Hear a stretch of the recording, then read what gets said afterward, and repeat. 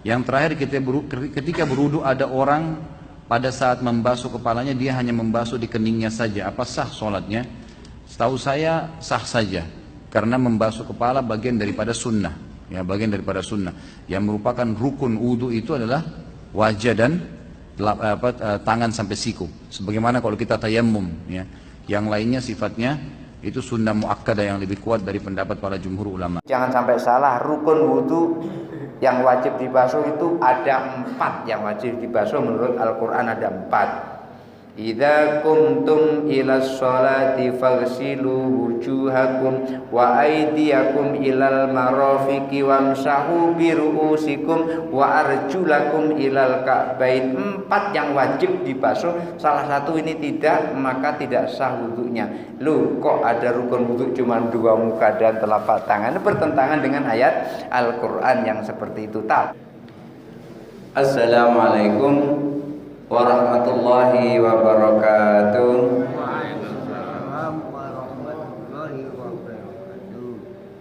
Alhamdulillahi rabbil alamin wa bihi nasta'in wa ala umuri dunya waddin. Wassalatu wassalamu ala sayyidil anbiya'i wal mursalin wa ala alihi wa ashabihi ajma'in. Rabbi shrah li sadri wa yassir li amri wa hlul 'uqdatam min lisani yafqahu qawli, amma ba'du. Bapak Ibu hadirin jamaah salat maghrib Masjid Putra Rafi'ah yang dirahmati Allah. Kita lanjutkan pembahasan yang lalu. Kita membahas tentang ada orang yang belum wajib melakukan sholat tapi ada perintah. Ketika orang ini menjalankan sholat, maka sholatnya bukan sholat wajib. Sholatnya zuhur dilakukan bukan wajib, asar dilakukan tidak wajib, maghrib dilakukan tidak wajib. Semua sholat 5 waktu dilakukan menjadi sunnah. Untuk siapa itu? Untuk anak kecil, anak yang belum balik. Anak yang belum balik ketika tadi sama-sama sholat maghrib di sini, dia sesungguhnya tidak melakukan sholat wajib tapi melakukan sholat sunnah. Hukum melakukan sholat maghrib bagi anak yang belum balik dia adalah sunnah. Oleh karena itu kemarin ada pendapat, ada yang mengatakan ketika pas tengah-tengah sholat itu dia balik, maka dia harus menyempurnakan sholatnya sampai selesai. Kemudian pendapat pertama disunnahkan untuk mengulang lagi selagi waktunya ada. Kemudian pendapat yang kedua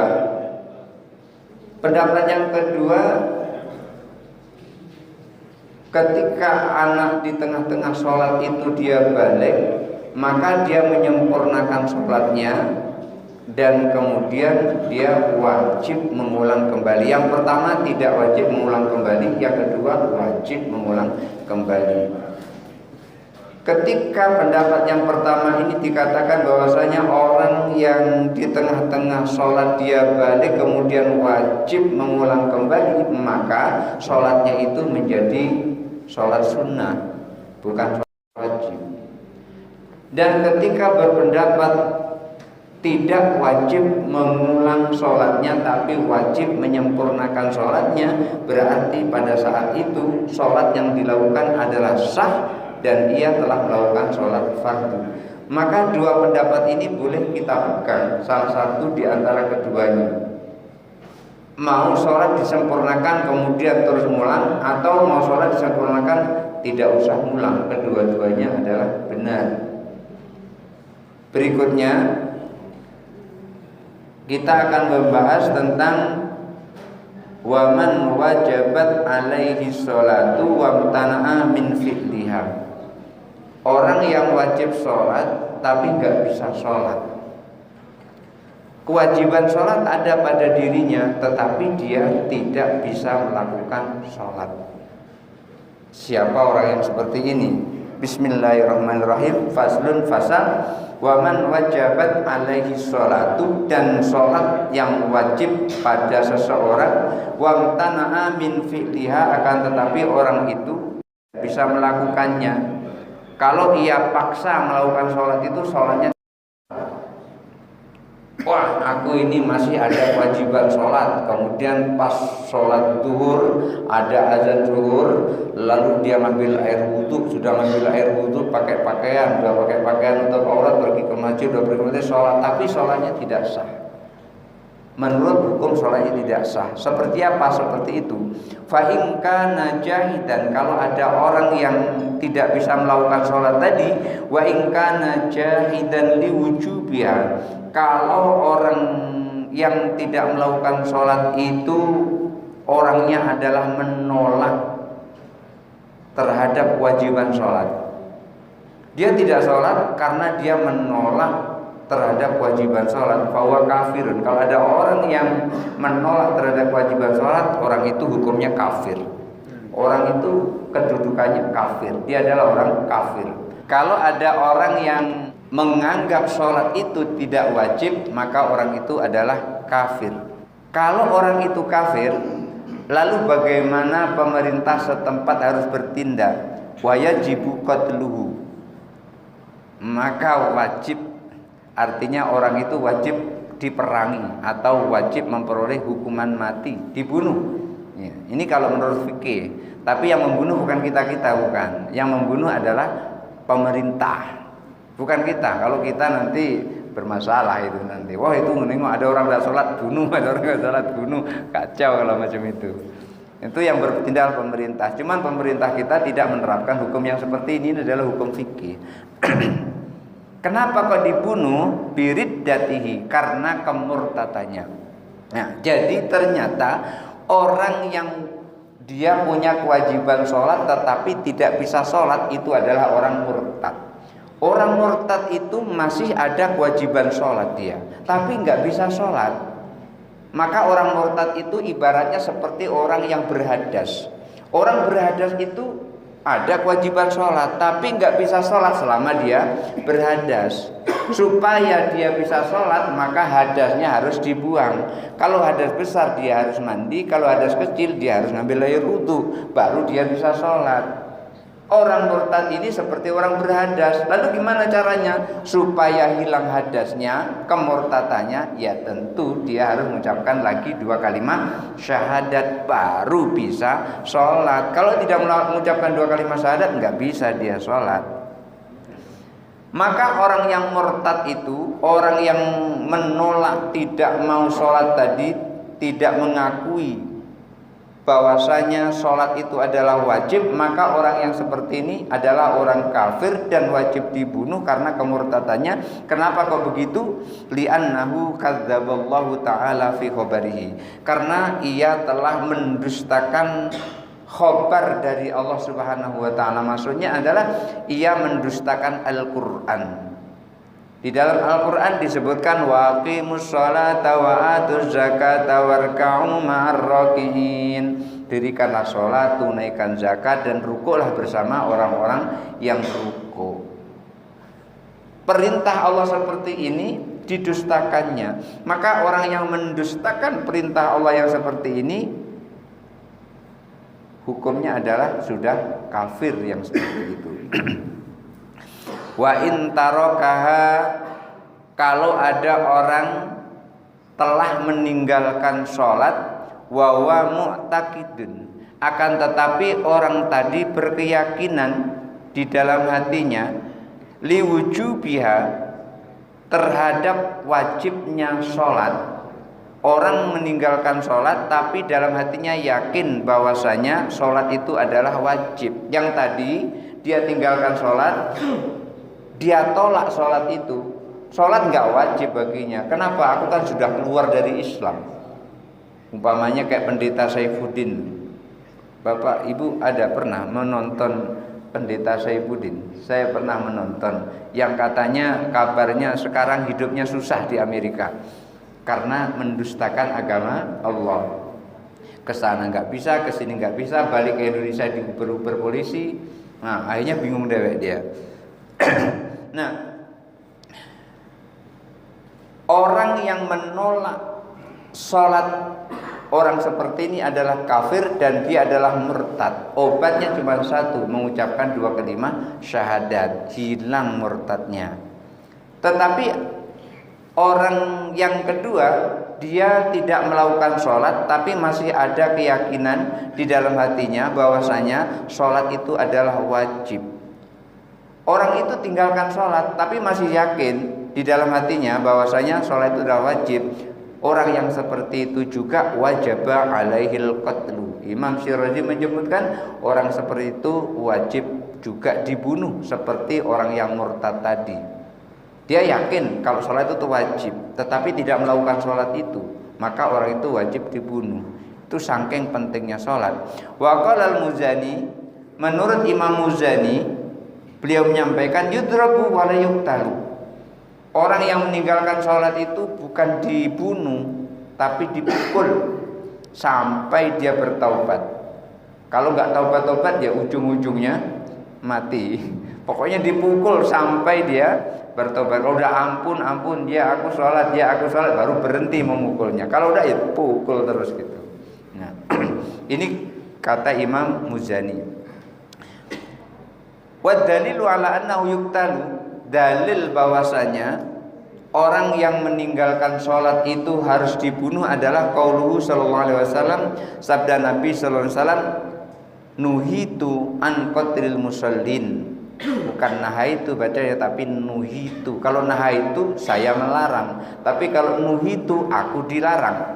Itu bedanya, satu fi'il maklum, yang satu fi'il majhul. Yang nahaitu itu fi'il maklum, aku telah melarang. Tapi kalau nuhitu aku telah dilarang gitu.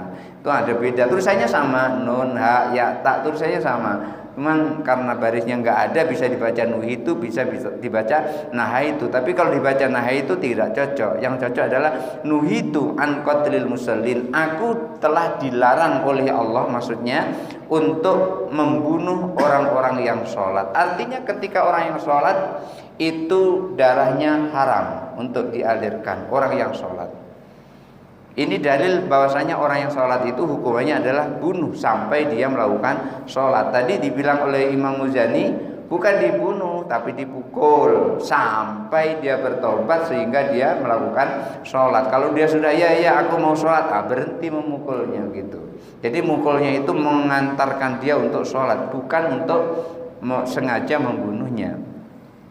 Wali annaha ihda da'aimal islami, karena sholat itu adalah ihda da'aimal islami, merupakan salah satu dari pondasi Islam. Oleh karena itu Rasulullah sampaikan as-sholatu imaduddin, faman aqamaha faqad aqamaddin, faman tarakaha faqad hadamaddin. Sholat itu adalah tiang agama. Barang siapa yang mendirikan sholat berarti menegakkan agama. Siapa yang meninggalkan sholat berarti menghancurkan, merobohkan agama.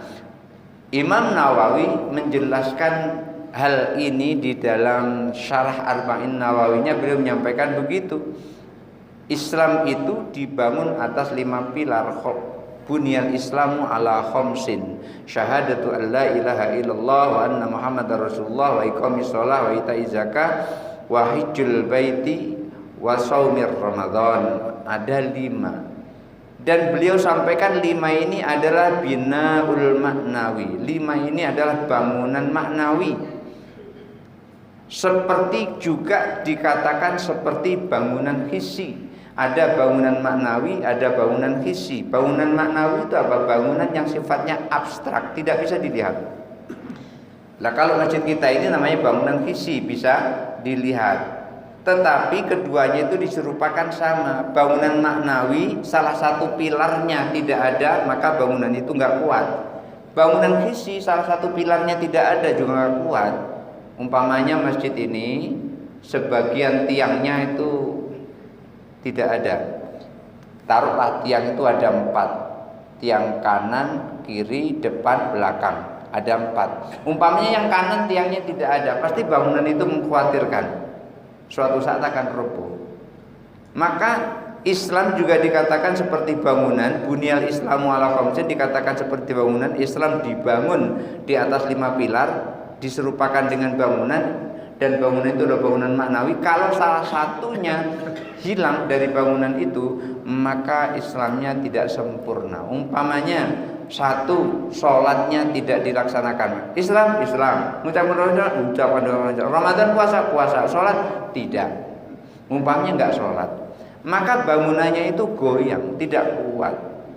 Ada orang saya lihat ketika sholat 5 waktu rajin sekali sholat 5 waktu. Tetapi begitu Ramadan nggak puasa. Saya pernah melihat itu. Ada yang Ramadan rajin puasa, tapi sholat 5 waktu nggak dilakukan. Asal Ramadan ngincer dia.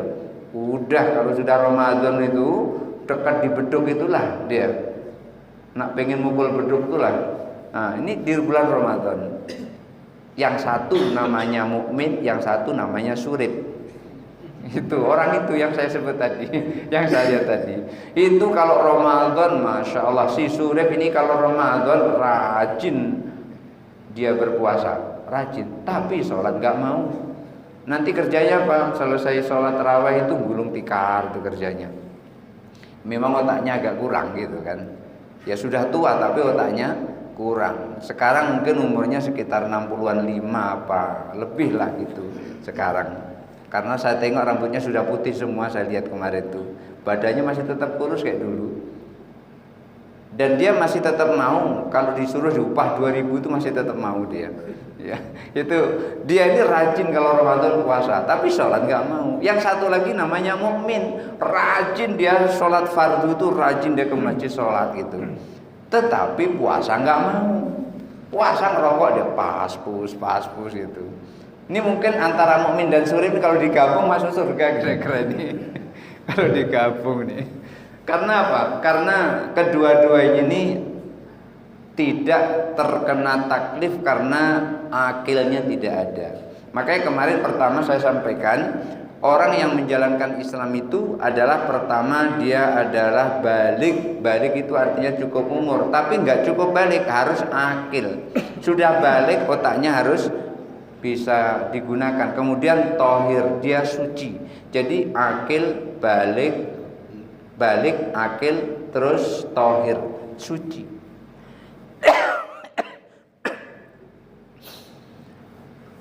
Maka Imam Nawawi menyebutkan Islam itu seperti bangunan hissi, tapi dia adalah bangunan maknawi. Kalau salah satu di antara pilarnya itu hilang, maka bangunannya tidak kokoh. Oleh karena itu, sholat merupakan salah satu dari pondasi Islam. Kalau sholatnya tidak dilaksanakan, maka Islamnya mengkhawatirkan. Katanya sholat tapi tidak, katanya Islam tapi tidak sholat. La tadkhuluhan niyabah bin nafsi. Karena pondasi sholat itu merupakan salah satu dari pondasi Islam, maka sholat itu tidak bisa digantikan dengan jiwa, nggak bisa.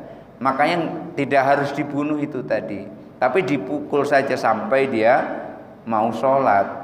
Kalau nggak mau ya ujung-ujungnya adalah mati. Maka nggak bisa diganti dengan jiwa, walal mal, dan juga tidak bisa diganti dengan harta.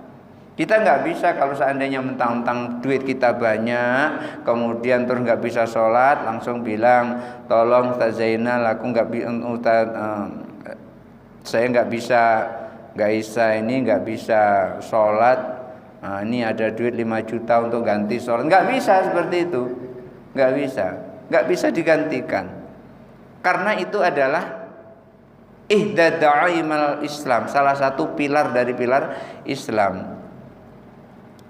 Faqatala bitarkiha kasyahadaini. Oleh karena itu, kalau dia meninggalkan sholat, itu dibunuh seperti orang yang tidak mengucapkan 2 kalimat syahadat. Orang kalau sudah mengucapkan 2 kalimat syahadat, itu darahnya haram.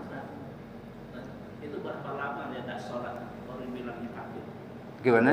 Berapa lama dia sholat? Nah, berikutnya. Ya, jawabannya ada berikutnya ini. Ntar lagi ya, berapa lama? Ya, ada di bawahnya. Pertanyaan itu ada di bawah. Nanti akan sampai ke situ. Enggak apa-apa nanya. Kalau Tanyanya di luar ini di berikutnya nggak ada penjelasannya, saya langsung jawab. Ini berikutnya nanti ada penjelasannya, nanti sampai ke situ. Bisa yang ditanyakan jemaah itu sholat fajar sama Pakai anu ya, pakai biar jelas ya. sama qobliyah Jumat. Jumat, qobliyah Jumat. Qobliyah Jumat. Sekarang kan ramai pula yang mengatakan tidak ada itu tuh. Nah, sama qobliyah sama sholat fajar itu sebenarnya persis sama tidak dengan qobliyah subuh fajar atau Oh gitu ya. Baik. Qobliyah Jumat itu Imam Nawawi menjelaskan karena setiap sholat itu diikuti dengan rawatib, maka sholat Jumat itu dikategorikan seperti sholat zuhur. Oleh karena itu al-khutbatani yakumu maqama rak'ataini min sholati zuhri, dua khutbah menempati dua rakaat zuhur. Oleh karena itu ada sholat qobliyah Jumat, ada sholat qobliyah zuhur. Dulu kan pernah ketika Rasulullah SAW sedang khutbah, ada orang masuk langsung duduk, diperintahkan Rasulullah sholat. Akhirnya orang itu tegak kemudian melakukan sholat. Di sini ada dua pendapat. Yang pertama sholatnya itu adalah sholat tahiyatul masjid. Yang kedua sholatnya itu adalah sholat qobliyah Jumat. Ada pendapat seperti itu. Tapi Imam Nawawi memilih itu adalah sholat sholat tahiyatul masjid. Kemudian Imam Nawawi juga menjelaskan ada sholat tahiyatul qobliyah Jumat, karena ini dikiaskan kepada sholat zuhur, karena sholat Jumat itu sebagai pengganti dari sholat zuhur. Setiap seminggu sekali kita dikumpulkan oleh Allah, tidak boleh sholat sendiri-sendiri, itulah sholat Jumat. Cuman pembahasannya masih jauh di belakang itu. Kemudian yang kedua sholat fajar. Jadi ada Ustaz ya?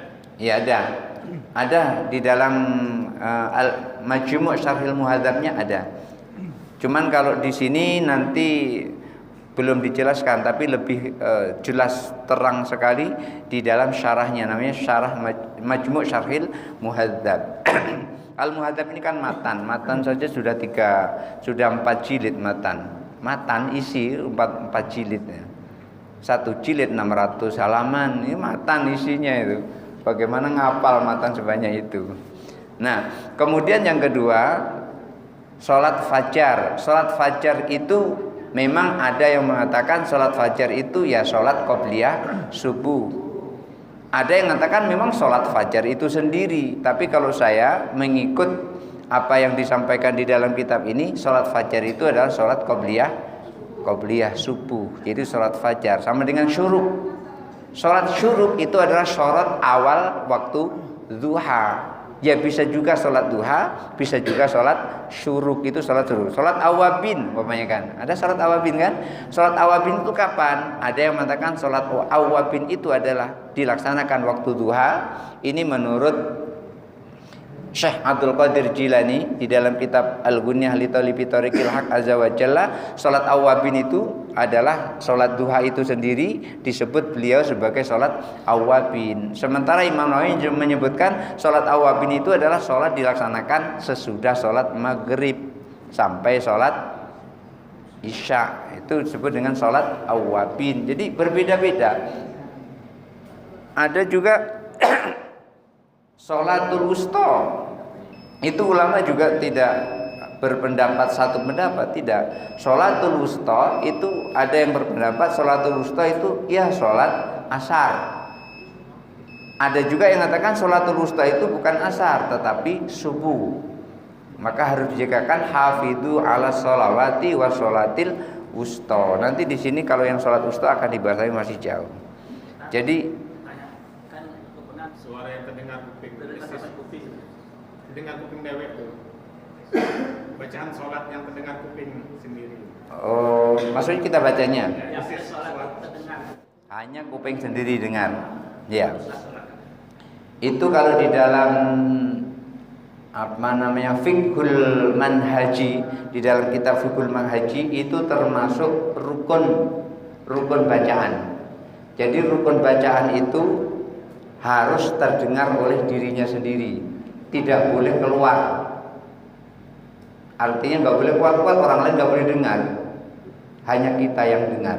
Maksudnya Pak Ustaz, Ustaz, sah tak katanya kata nggak terdengar Al-Fatihah atau tidak terdengar kuping, katanya sholat kita nggak sah. Dalam hati baik. Dalam hati be. Kalau dalam hati tidak sah sholatnya. Bacaan sholat itu harus dibunyikan. Surah Fatihah harus dibunyikan. Bukti bunyinya apa? Mulutnya qomat kamit. Itu terlihat mulutnya. Tapi kalau cuman nggak sah sholatnya itu. Nggak baca itulah sholat liman lam yaqra bi umil kitab. Tidak sah sholat orang bagi yang tidak membaca surah Al-Quran. Itu pembahasannya masih di dalam sini. Cuman artinya gini, kita baca seperti bacaan imam kita membaca, kecuali surah Al-Quran. Ketika imam membaca surah Al-Quran kita cukup dengar. Yang wajib membaca di dalam sholat itu adalah surah Al-Fatihah. Selebihnya tidak wajib. Ayat tidak wajib. Tahiyat akhir itu yang wajib. Tahiyatnya wajib. Iya. Harus diucapkan dengan mulutnya bergerak. Sholawat juga wajib di tahiyat akhir. Sholawat kepada Nabi.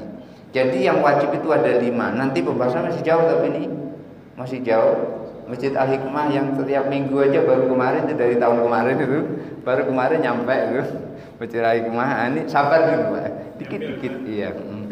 Baik, kita lanjutkan. Wa mata yuqtalu, kapan dibunuh ya? Ini pertanyaan tadi itu. Wa mata yuqtalu, kapan orang meninggalkan sholat itu dibunuh? Fihi wajhani, ada 2 pendapat. Qala Abu Sa'id Al-Istakhari, menurut Abu Sa'id Al-Istakhari, yuqtalu bi tarkis sholatir rabi'ati. Kalau dia sudah meninggalkan sholat keempat. Sholat keempat itu kalau pertama itu subuh, berarti subuh, zuhur, asar, maghrib. Nah, berarti waktu maghrib ini diincar oleh Al-Ghujju nih.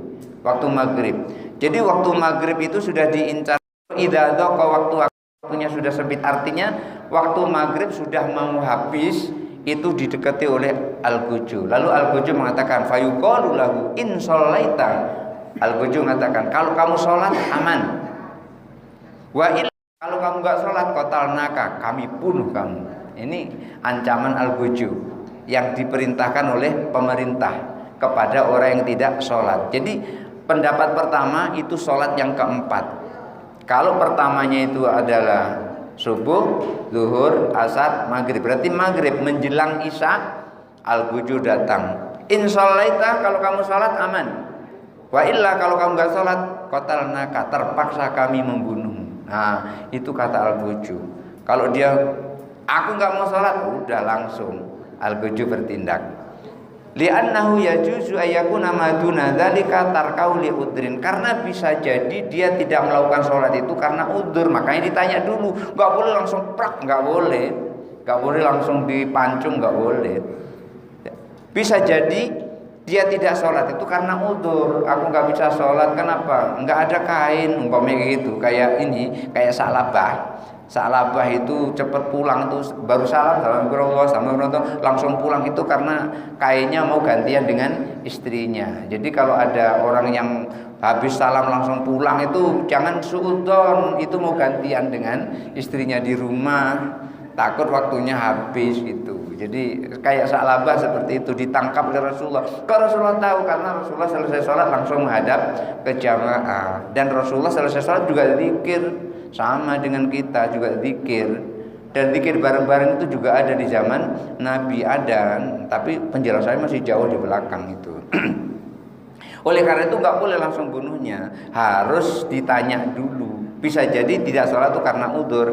Wa qala Abu Sa'ad yuqtalu bi tarki sholati tsaniyati. Menurut Abu Sa'ad dibunuhnya itu ketika meninggalkan sholat yang kedua. Kalau yang pertama itu adalah subuh, yang kedua berarti zuhur.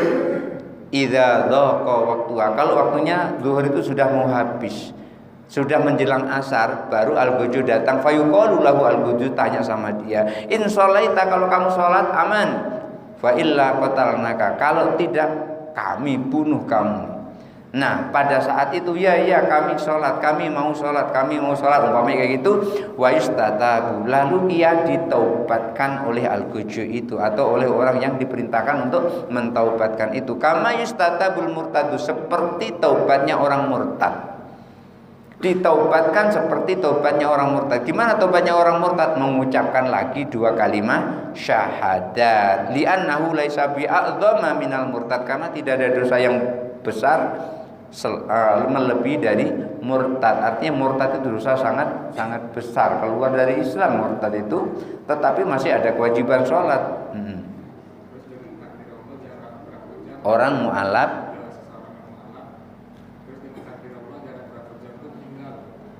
meninggal. Nah, terus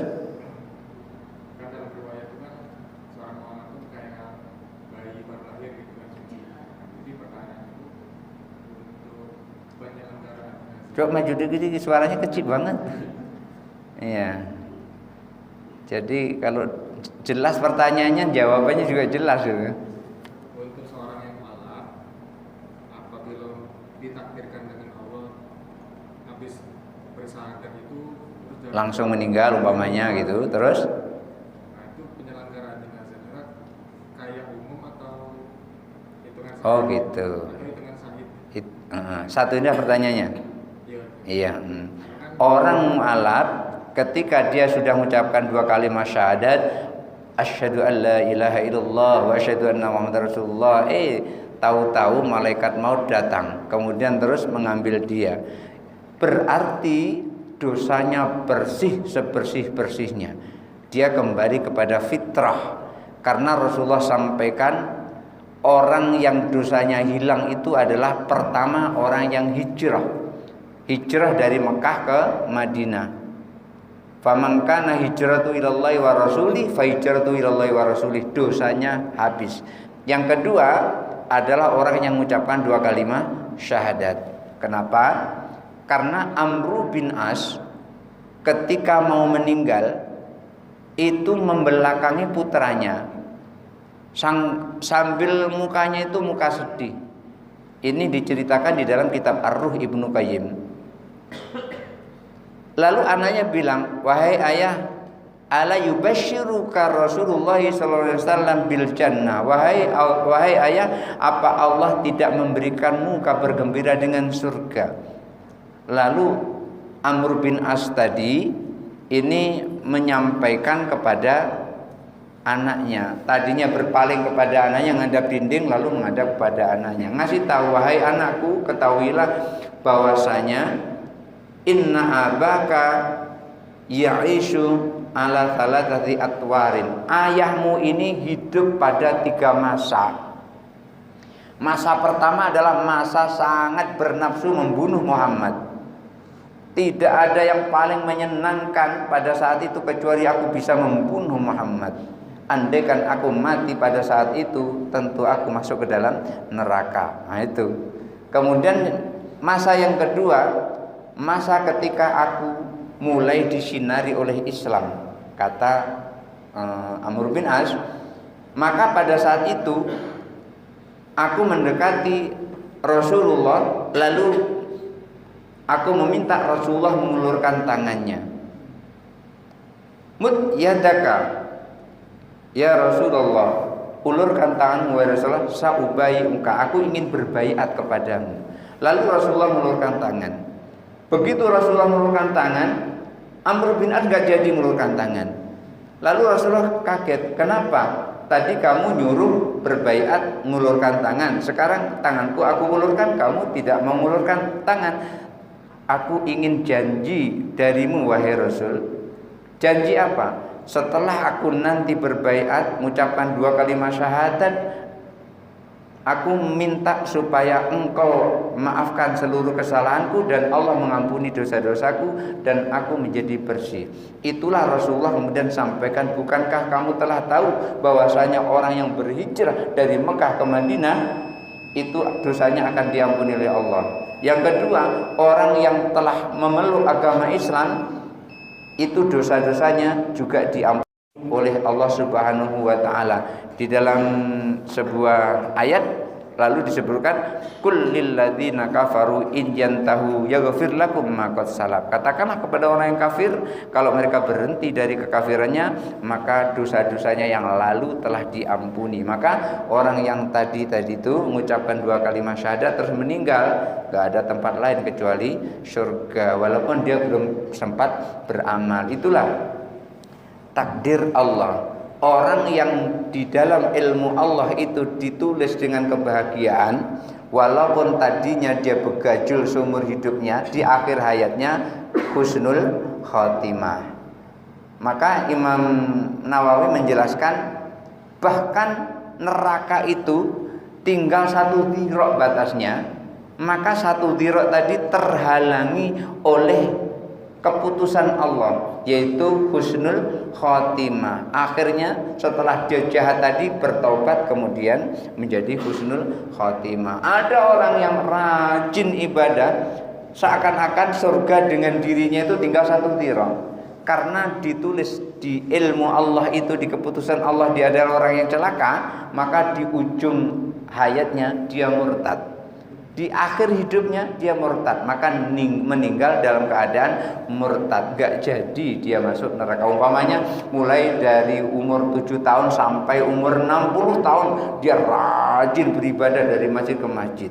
Umur 61 tahun murtad, dia keluar dari Islam. Maka yang tertulis di dalam dirinya adalah yang keluar dari Islam, semuanya terhapus itu.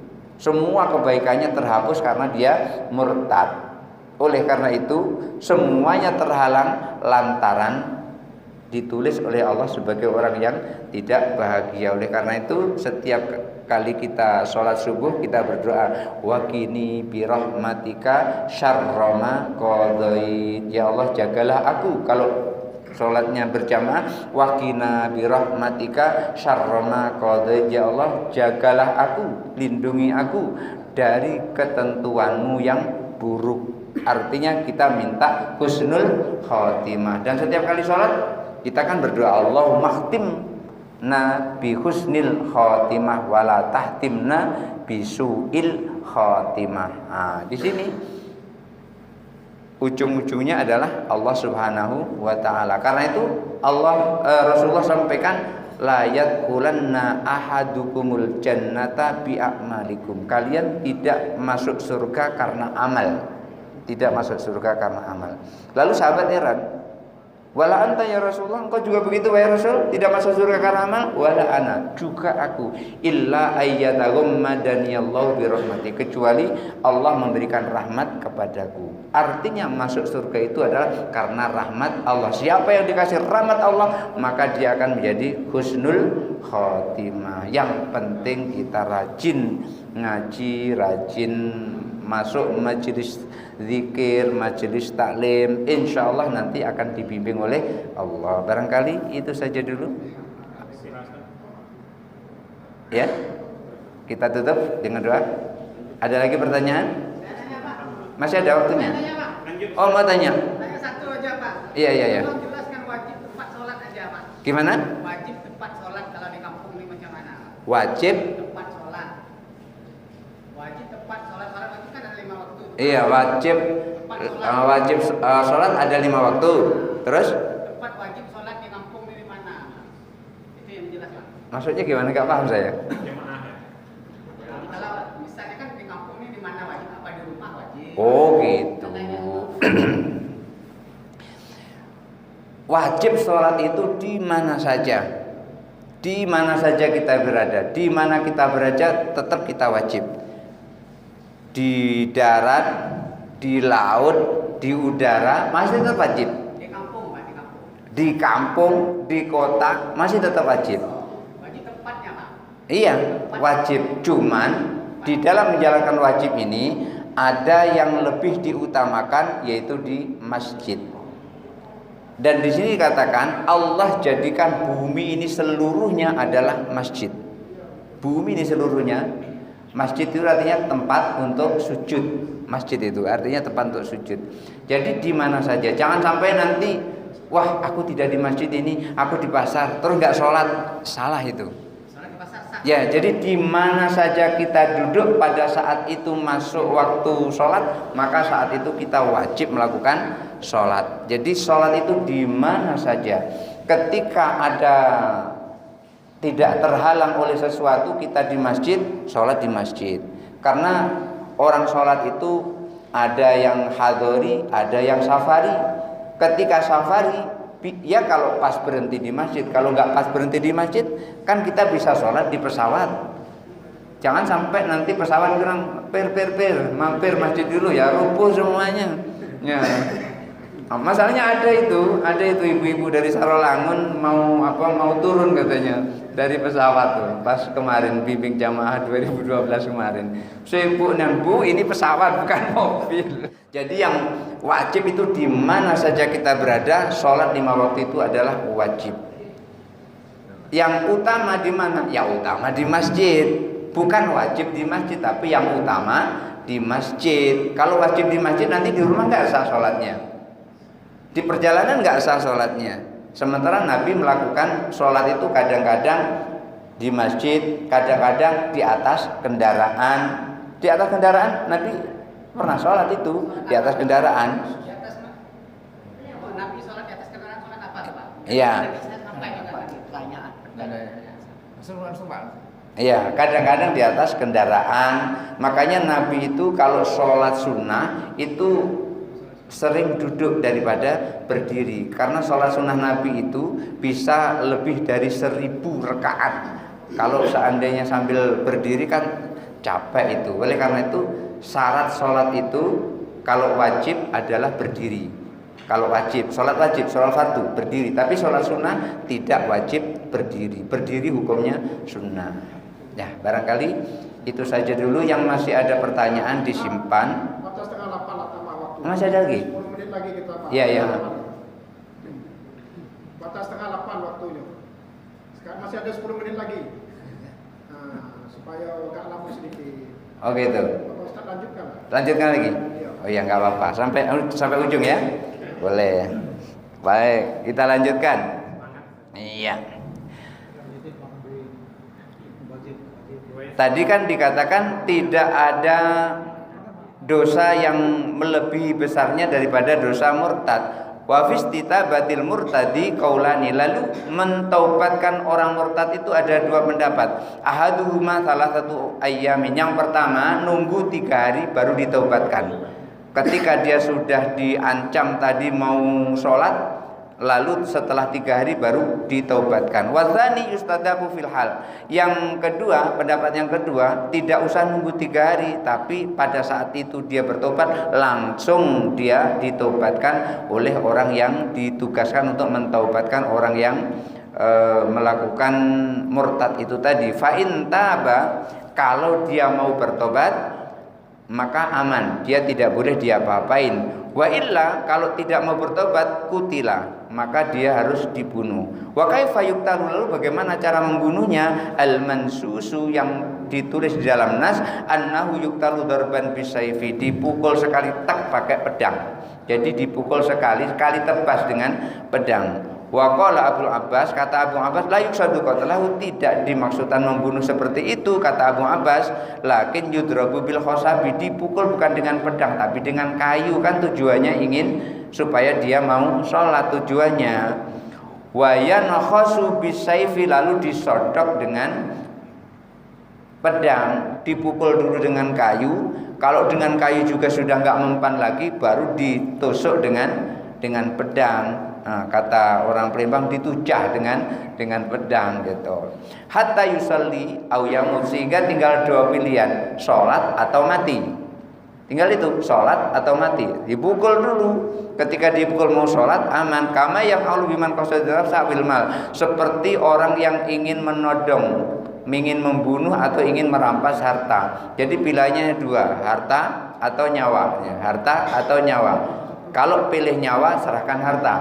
Kalau pilih harta, nyawanya melayang gitu. Wala yakfuru bitarkis sholati, dan orang yang meninggalkan sholat itu tidak serta-merta dihukumi kafir.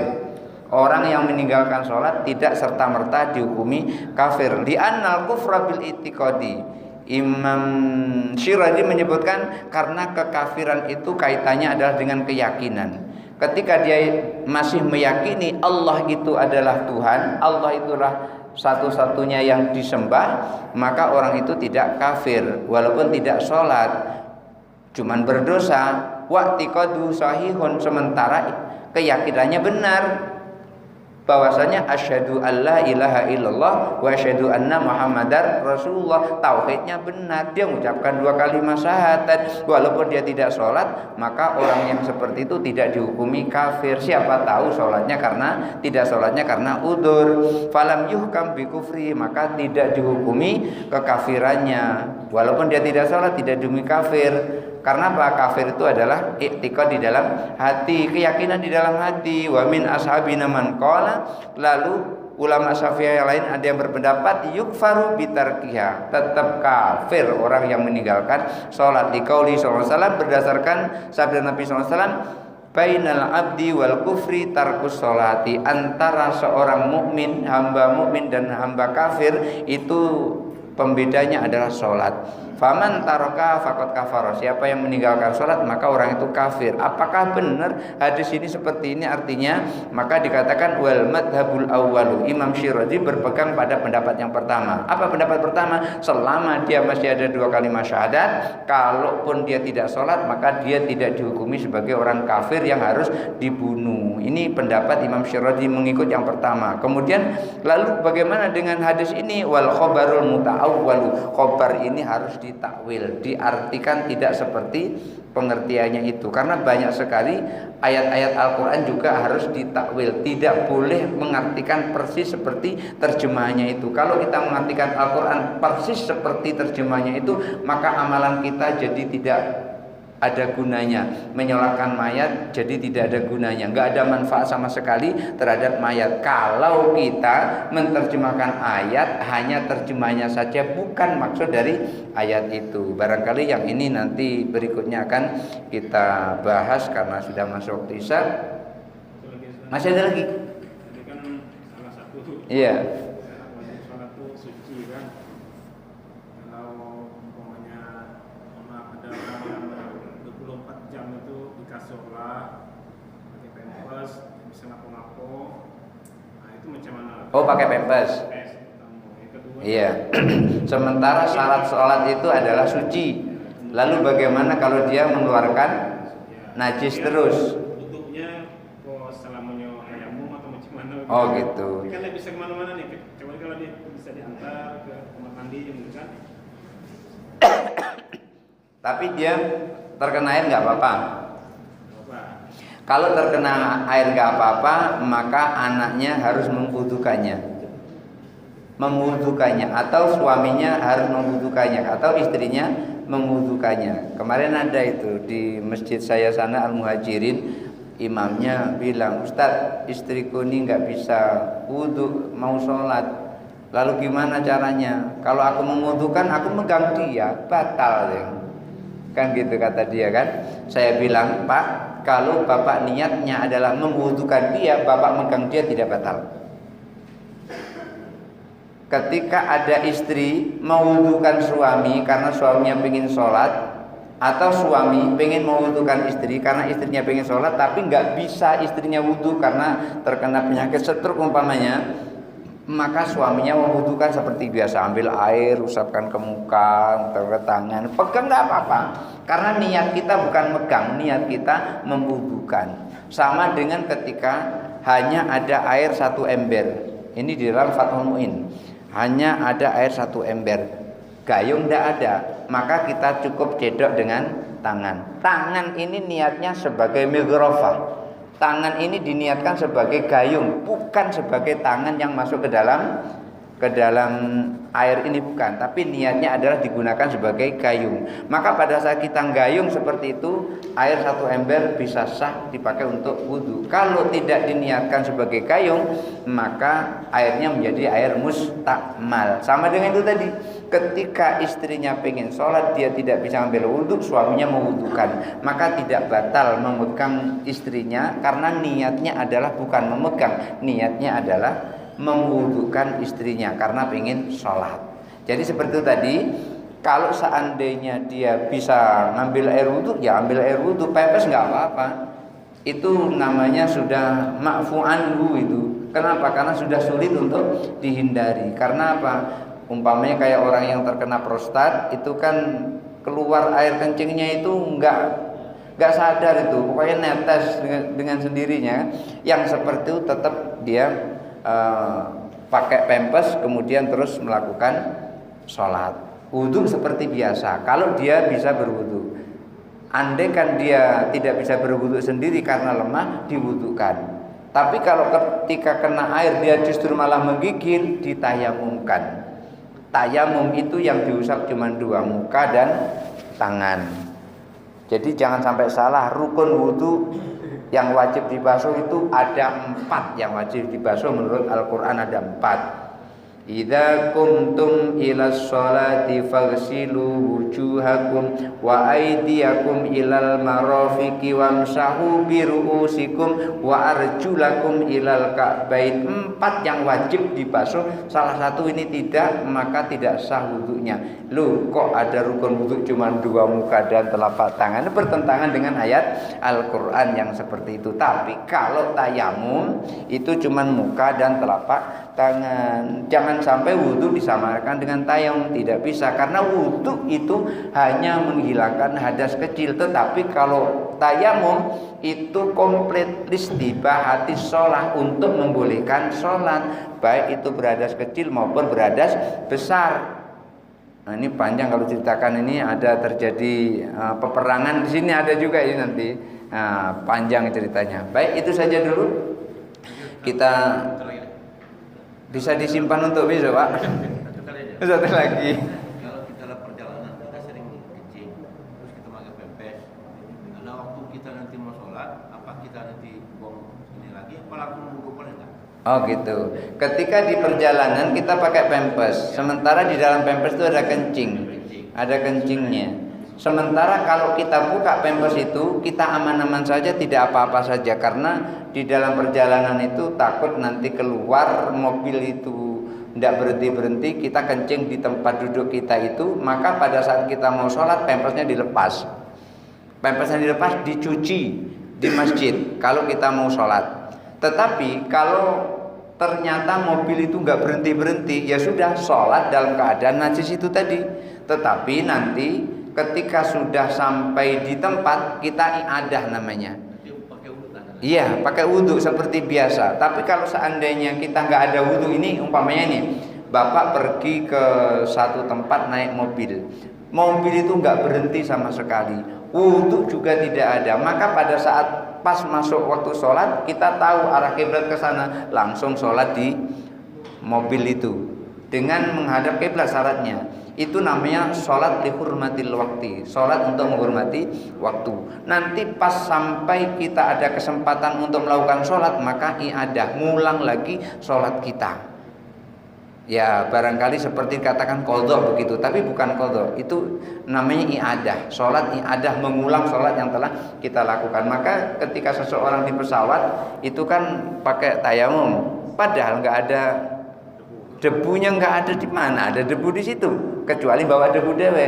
Makanya tayamumnya sebetulnya tidak sah, sebetulnya tidak sah tayamumnya itu. Tapi karena mau sholat, ya kita isyarat pakai tayamum, maka sholatnya itu adalah lihurmatil waktu, untuk menghormati waktu. Nanti sampai di Madinah atau sampai di Mekah, di sana ngulang sholatnya kembali. Jadi yang seperti Bapak tadi, dalam keadaan najis sholat saja. Nanti sampai di tempat kita sudah bisa suci, baru i'adah. Karena apa? Saking wajibnya sholat itu tidak boleh ditinggal. Untuk permasalahannya sangat luas itu. Yang masih ada lagi. Ya. Masalah rumah saya, Pak. Ya. Dia kan sudah kembali macam anak-anak. Wajib ya sekolah. Gimana dia? Kembali seperti anak-anak. Dia kembali seperti anak-anak. Nah, syarat orang sholat itu otaknya harus normal. Kalau tidak normal, berarti itu disebut dengan orang yang pikun tadi. Orang yang pikun sudah tidak wajib lagi menjalankan sholat. Jadi amalnya dihitung itu terakhir sebelum dia pikun itu. Makanya kalau di dalam Al-Hawilil Fatawi itu dikatakan pas begitu Rasul itu datang lalu dia pikun. Pas pikun dia meninggal. Nah, maka orang seperti itu nanti termasuk pada orang yang masuk dalam imtihan. Dalam imtihan artinya nanti masuk surga itu atas perintah malaikat Ibriji. Masuk kamu dalam neraka, nurut masuk dalam surga. Kalau nggak nurut tetap masuk dalam neraka. Jadi yang diuji cuma ketaatannya. Taat masuk surga, nggak taat dia masuk neraka. Kenapa? Karena belum menjalankan perintah Allah tadi. Karena apa? Karena pikun tadi. Karena pikun. Pas begitu Rasulullah sudah mau diutus oleh Allah, dia waktu belum diutus dia seger, dia sehat. Sehat. Begitu Rasulullah diutus dia pikun kayak gitu. Pas pikun itu orang itu termasuk pada yukta arba'atun, akan dihadirkan nanti 4 lil imtihani untuk diuji ketaatannya. Ketika malaikat Ibriji yang diperintahkan oleh Allah untuk menguji orang-orang yang ahlul fatrah ini. Pertama ahlul fatrah, yang kedua anak kecil baru lahir meninggal, yang ketiga orang idiot dari lahir idiot sampai dia meninggal idiot, yang keempat syuyuh itu tadi, syekhun kabir, dia orang yang yang pikun tadi. Tapi kalau istri bapak pikunnya sudah mendapat Islam kan, sudah belajar Islam, itu enggak termasuk yang imtihan itu. Yang masuk imtihan itu adalah ketika Nabi belum diutus dia sehat, tapi pas diutus pikun dia. Nah, yang itu termasuk yang masuk dalam imtihan. Kemudian orang yang meninggal sebelum Nabi diutus. Nabi belum diutus dia pikun. Nabi belum diutus dia meninggal. Ini masuk ke dalam 4 yang dihadirkan oleh Allah untuk disoal tadi, untuk diuji dia taat atau tidak taat. Kemudian anak kecil baru lahir langsung meninggal. Satu lagi belum sempat dia balik dia sudah idiot.